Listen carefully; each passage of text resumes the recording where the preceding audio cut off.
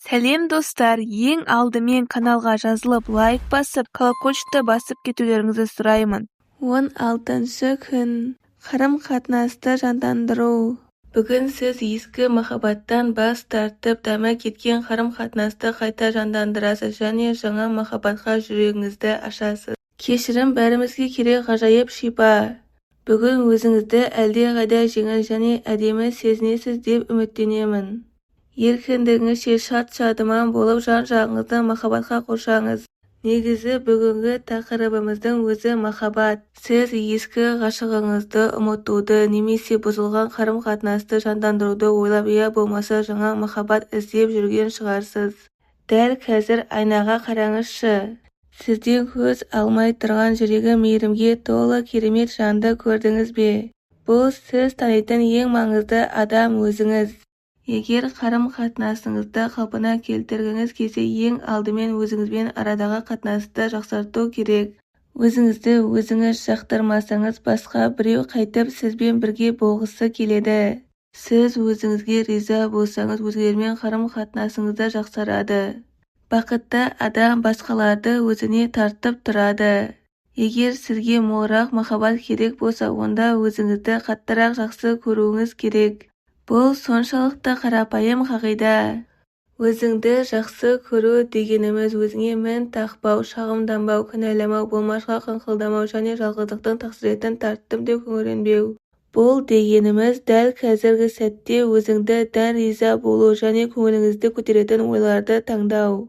Махаббатты сезінудің бәріне ортақ жалғыз жолы жоқ, өйткені әркім оны әртүрлі сезінеді. Кейбіреулерге сүйіспеншілікті сезіну үшін оны біреу құшақтап физикалық тұрғыда жанасуы керек.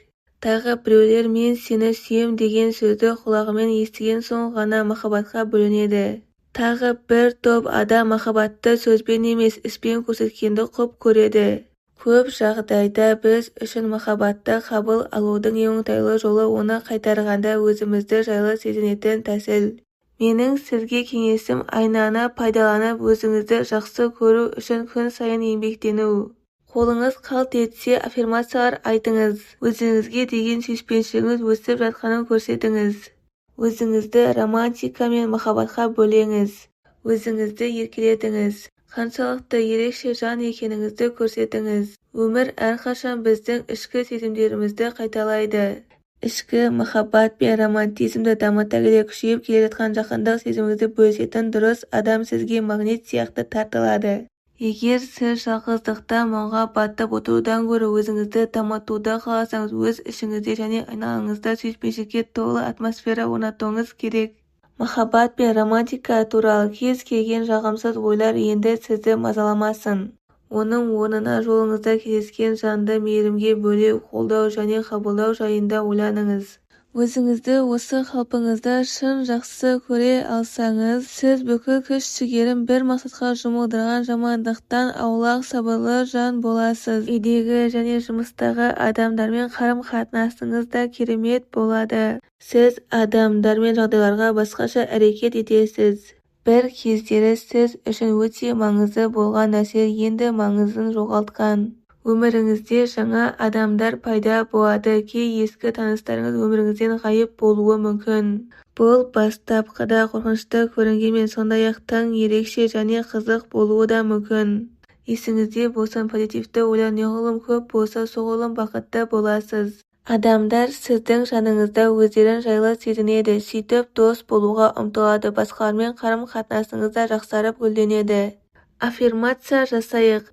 Мен болмысымның дәл ортасында тереңде махаббаттың шексіз көзі бар. Менің өзім махаббатпын. 16 күннің айна жаттығуы. Екінші күннің айна жаттығуын еске алыңыз. Екінші айнаның алдына тұрыңыз. Үшінші көзіңізге терең үңіліп мына аффирмацияны айтыңыз.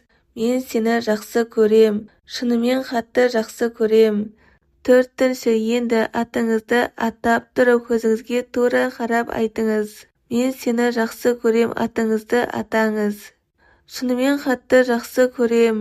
Бұл аффирмацияларда қанша мәрте қайталасаңыз да артық етпейді.